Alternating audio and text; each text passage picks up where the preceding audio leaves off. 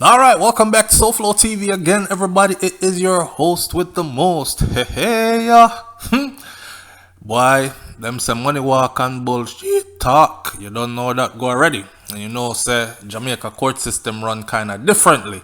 You understand? They have a set of rules. Let me talk up from the beginning. They have a set of rules for the wealthy, and then they have a set of rules for broke poor people like me and yourself. Yeah.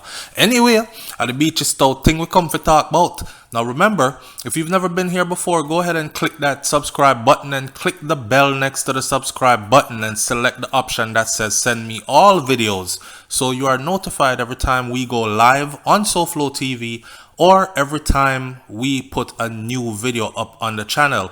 So we've been following this whole Beachy Stout thing for a while now, so it's only right that we bring you the latest development, and here it is. Beachy Stout is to know by tomorrow if he will get bail if all goes well. Justice Vinette Graham Allen is to rule tomorrow whether to offer bail to Portland businessman Everton Beachy Stout McDonald, who is accused of plotting the murders of his two wives in separate incidents. For those of you who don't know this or are not familiar with the story, this is a prominent businessman from Portland in Jamaica, and his son Andre McDonald is also in prison in the USA for a similar incident, taking the life of his wife as well. The funny thing about this whole thing is that the wife that Beachy Stout is now in prison for, or in jail for, awaiting bail, that wife, the last one, the most recent one, she is also, or was also while she was alive, a friend of the wife of his son, who his son also killed. One bag of mix up something go on, but pay attention. So she will also decide the fate, which is the Justice Vinette Graham Allen. She will also decide the fate of McDonald's co-accused, who is Oscar Barnes, who is charged along with the businessman in the alleged murder of his second wife.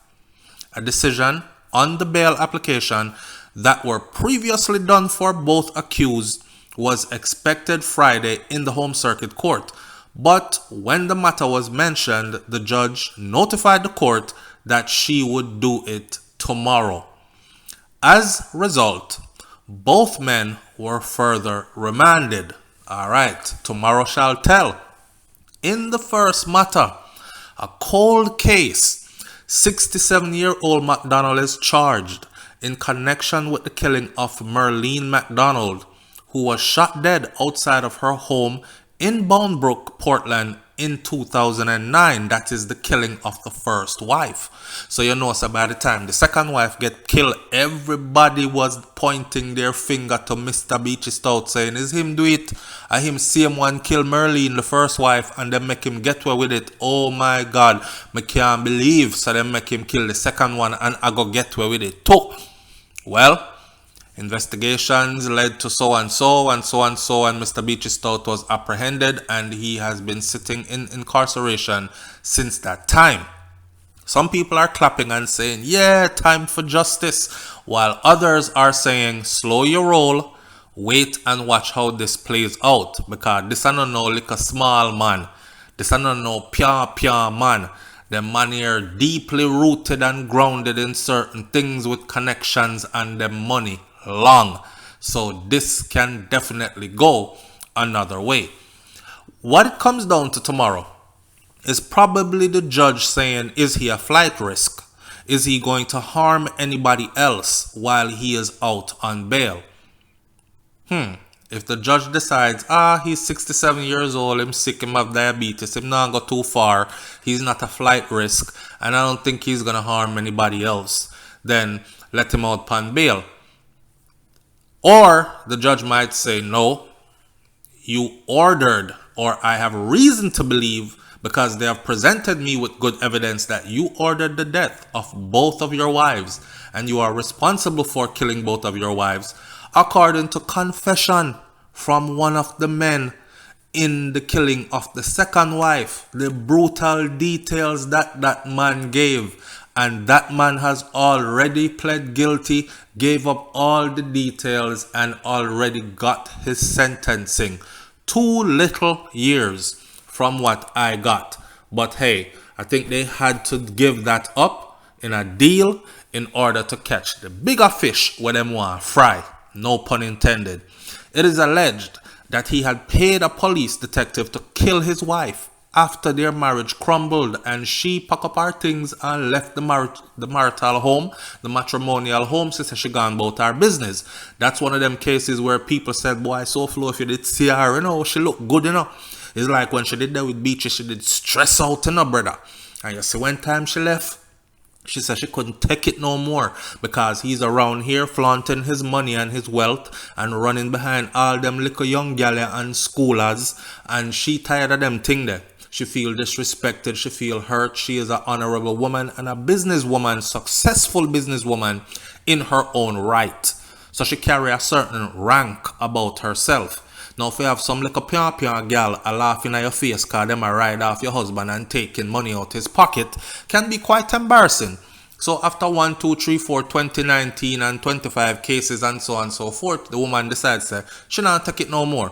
Enough people call me and say, SouFlo, you ever see how she fix up herself? Me don't know if she get her body done or what. One particular woman from Portland said, I don't know if she got her body done or what, but the woman just draw up and look fit and nice and everything.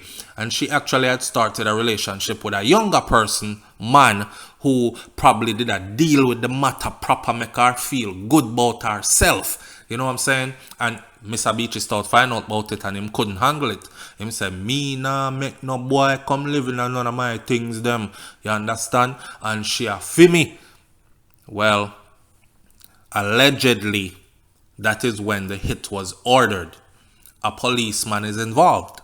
Now, in the other case involving his second wife, Tanya McDonald, he is charged with Barnes in connection with the July 20th, 2020 murder.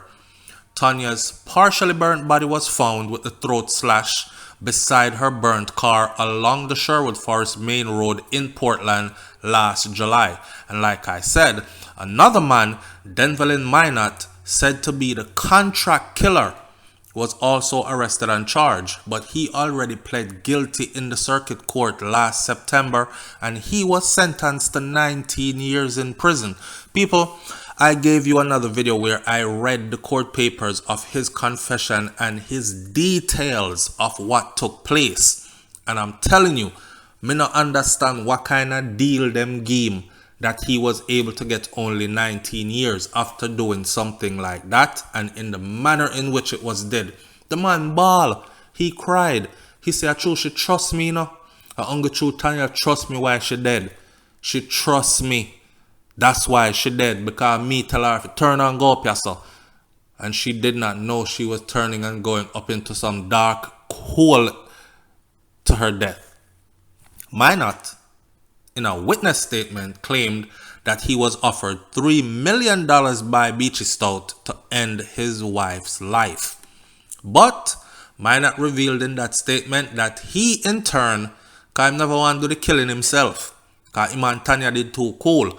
So what him do was he hired another person to carry out the actual killing part of the killing of the contract, and that he just stood by there and he watched as the man repeatedly stabbed the woman while cinching her neck to the headrest of the car, grab her from in the back seat, stab up her upper body and slice her throat. Details, and get 19 years. Anyway, bail application now. During the bail application on April 13, McDonald's lead attorney, who is Bert Samuels, which is no small pion, my favorite word today, you know. No small pion attorney, this, you know. This is a high-powered attorney, Mr. Bert Samuels. To his credit, he argued that his client did not have a motive to kill his wife. This is him arguing, you know, say his client, Mr. Beachy Stout, him never have no motive to kill his wife. But hear how the story twists now.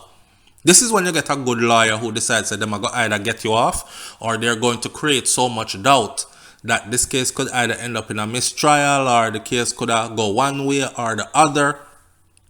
Alright, he told the court that his client's wife, which is Tanya, the young one who just get killed, she had an entanglement and she was actually ending a relationship with a jealous lover around the time of her death. Now, listen, if y'all pay attention to my last video on this subject, remember, Dollar Kind, and then somebody else. And I remember one of the females saying, yo, me said the boy beat her, you see?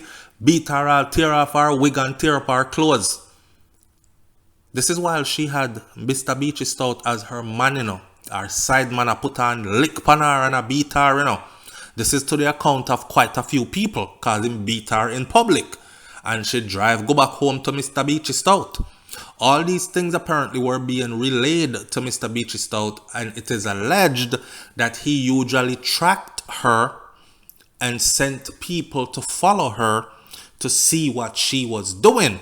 So I guess him tired of get bun too. Big heavy man like that. Status high like Jericho Wall. Whole heap of money in him pocket and influence in the area and these things. And him have a little young thing where fling out her thing to other people can be quite embarrassing. Because she wasn't his side chick, he had married her.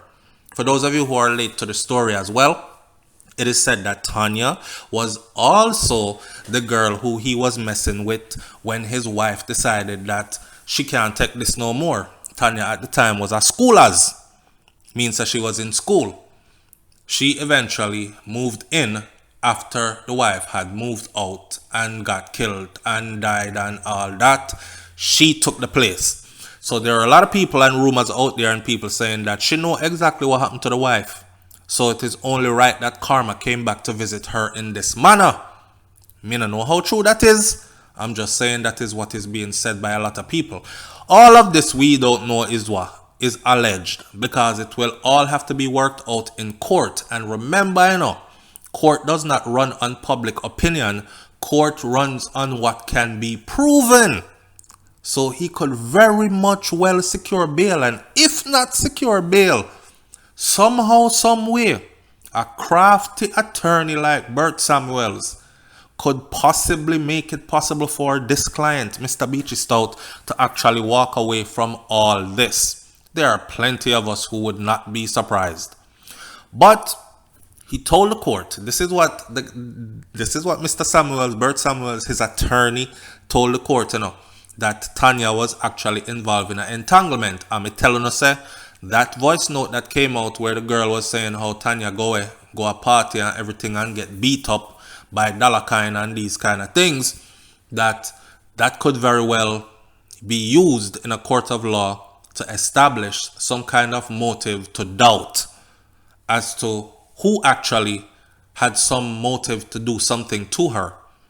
Well, here is the attorney right now saying it in the court, that she was in an entanglement, meaning she had her husband Beachy Stout, but she had man pan the side, and she was trying to break it off with the man, but the man was a jealous lover and he wasn't taking the break off, and he possibly was the one that took her life. Samuels, the attorney, further told the court that on the night that Tanya was killed, she went to, get this part, she actually went to Sherwood Forest to purchase a gun to avenge her father's death, and had kept it a secret from her husband, who is Beachy Stout. People, me would have want to ask Mr. Bert Samuels how him knows that she actually went up there to get a gun. Who told him that? Who is the person that she went to go see to get the gun? Did she leave it in a voice note? Was it written on a piece of paper somewhere? Or did they get the person who she was supposed to go meet up to get the gun? Because that is a hell of an accusation, don't it? She went to go get gun figure avenge her father's death. If she was going to avenge her father's death, that means she knows who killed her father, correct? Right. Alright. Story take turn again. And story come to bump again. Because it is also said that Mr. Beachy Stout is also involved in the death of Tanya's father. Me granny back foot.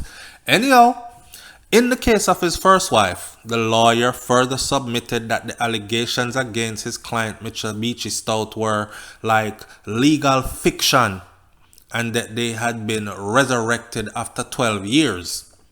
Attorney at law Matthew Hyatt is also representing Beachy Stout, Mr. McDonald, while attorney at law Ernest Davis is representing Barnes. So Mr. Beachy Stout has multiple lawyers. All right, and he is fighting for his rights, and we will know by tomorrow if he is going to get bail or not. Answer me in the comment section, people. Make we talk about that one if it's true. Do you really think that he is guilty and responsible for the death of both wives? Do you think that he is going to walk on these charges and be free, bust off the case like we say, and be back out a road again? Or do you think he's going to prison for real? He will be denied bail, he will sit in there until his court date, and he will be found guilty and be sentenced to prison. Which way you think it go? Anthony MCG says, how in God's name could such a man get bail? But then again, with the justice system the way it is, I would not be surprised if he was allowed to go back out on the streets. And Examaica answered and says, interesting to see the outcome. After all, we are talking about only 2 wives here. Alright, so watch now. Leave your comments in the comment section below and I'll catch you on the next video. Shout out to Jamaica Gleaner for most of this information right here. Although you know me put my own thing in there. And that's how we do it over here so on SouFLoTV. I'm out. Peace.